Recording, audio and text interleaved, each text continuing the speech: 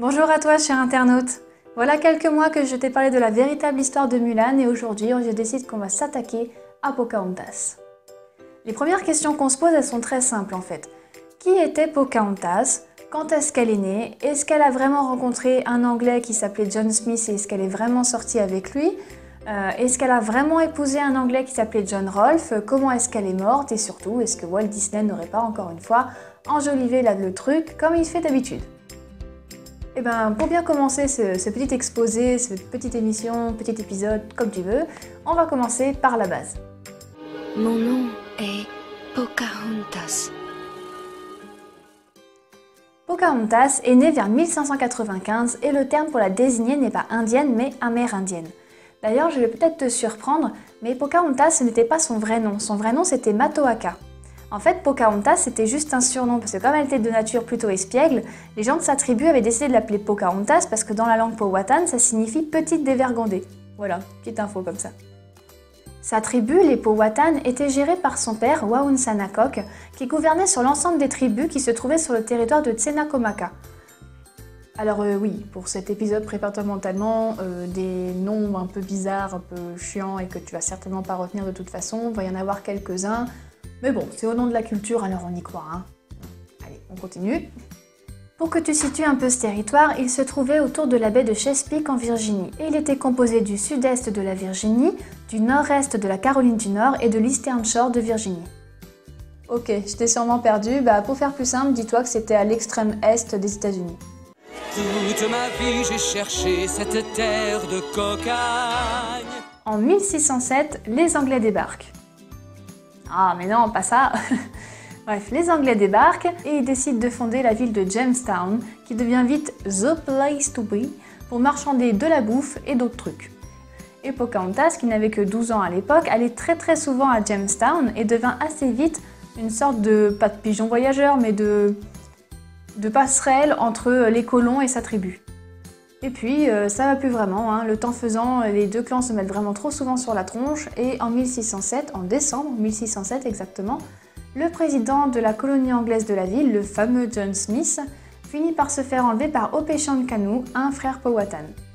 Le capitaine John Smith s'en serait effectivement tiré grâce à Pocahontas qui se serait jeté sur lui pour le protéger. Jusque-là, on est plutôt proche du dessin animé, hein. Par contre, ce que le dessin animé ne dit pas, c'est qu'en fait Pocahontas a sauvé les fesses de John Smith plus d'une fois. Par exemple, il y a eu une fois où son père avait envoyé une invitation aux Anglais, et en fait, s'ils y avaient répondu, il les aurait tués. C'était l'idée.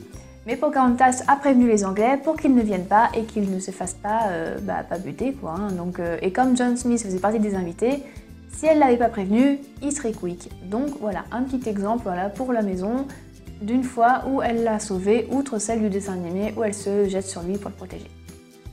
Par contre, pour leur relation, Pocahontas et John Smith n'étaient que de très bons amis. Et avant que tu dises « Oh, c'est dommage », je te rappelle qu'elle avait que 12 ans. Tiens, tu veux que je t'aide un peu à te projeter? Voilà la tête de John Smith. T'imagines ça avec une gamine de 12 ans? Franchement, même aujourd'hui, ce serait trop glauque. Hein. La pédophilie, voilà, c'est concept quand même. Hein. Je suis pas trop pour, je pense que toi non plus. Bon, voilà. Donc, voilà, déjà, j'ai pété le mythe, hein, désolé. Si j'ai ruiné ton enfance, c'était pas trop fait pour, mais bon, c'est l'histoire, hein, j'y suis pour rien. Et voilà, Pocahontas, elle le considérait plus comme un père qu'autre chose, quoi. Ils s'entendaient très bien, mais ça s'arrêtait là. Plus tard, en 1609, John Smith manqua d'y rester à cause d'une explosion de poudre et décida de retourner vivre en Angleterre. Quand Pocahontas est revenue à Jamestown pour le voir, on lui a dit qu'il était mort. Même pas des êtres humains. Tu te rappelles de Cocoon dans le premier dessin animé, celui qui bombait du torse comme ça et qui essayait de montrer que c'était lui le plus digne d'épouser Pocahontas et pas ce pecno d'anglais? Et en fait, dans la vraie histoire, elle l'a épousé en 1610. Mais en 1612, elle s'est fait enlever par un des colons anglais qui s'appelait Samuel Argall et il l'a gardée prisonnière sur son bateau. Le but de Samuel Argall était de faire pression sur le chef Powhatan, donc le père de Pocahontas, pour qu'il libère les soldats anglais qu'il avait emprisonnés ainsi que les armes et les outils qu'il leur avait piqués. Le chef décida de libérer les Anglais, mais pas de reste. Donc du coup, comme il n'avait pas respecté le deal à 100%, Pocahontas elle est restée prisonnière sur le bateau. Autant dire qu'elle l'avait plutôt mauvaise, hein, parce que quand ton père préfère garder ses petits outils plutôt que de te récupérer, bah ça fait un peu chier, c'est sûr. Après, ça s'est pas trop mal passé pour elle, puisque à force de traîner avec les Anglais, elle a fini par apprendre la langue anglaise, la courtoisie, les bons usages de l'époque. Elle s'est même convertie au christianisme et a été baptisée sous le nom de Rebecca. Au détour de la rivière.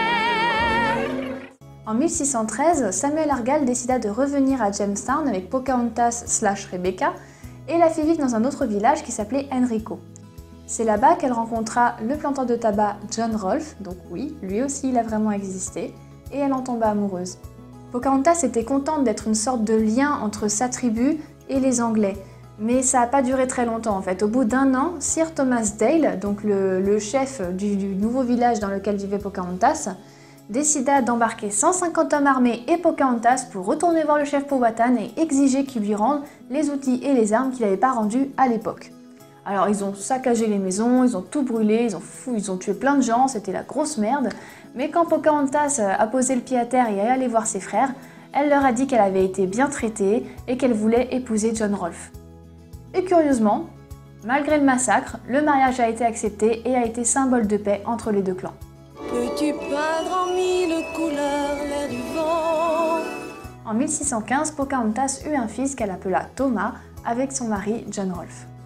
L'année suivante, les trois, donc Pocahontas, John Rolfe et leur fils Thomas, participèrent à une expédition menée par Sir Thomas Dale à Londres et Pocahontas fut présentée au roi James I et à la reine Charlotte et elle fut très bien accueillie par la cour d'Angleterre qui la nommait Lady Rebecca.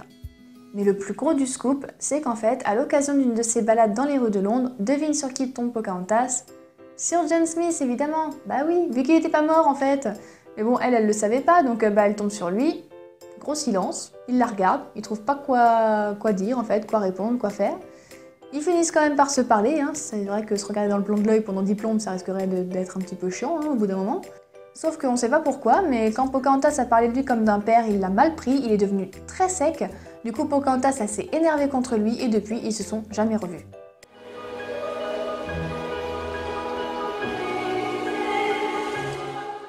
En 1617, la famille Rolfe décida de rentrer en Virginie, mais Pocahontas était beaucoup trop malade pour survivre au voyage. Une fois arrivée à terre, sa tuberculose eut raison d'elle et elle mourut, à l'âge de 22 ans. Son enterrement eut lieu le 21 mars 1617 et son mari décida de ne pas se remarier et resta vivre en Virginie. Bon, c'est vrai que pour le coup, cette histoire est moins cuit-cuit que celle de Walt Disney, même s'il y a des similitudes. Mais ce qu'il faut retenir, c'est que Pocahontas a été un merveilleux lien entre les deux clans qui se détestaient et que son mariage avec John Rolfe a quand même permis d'obtenir la paix jusqu'en 1622, ce qui était quand même pas mal pour l'époque. Comprends-tu le chant d'espoir du loup qui meurt d'amour? À bientôt. Les pleurs du chat sauvage au petit jour.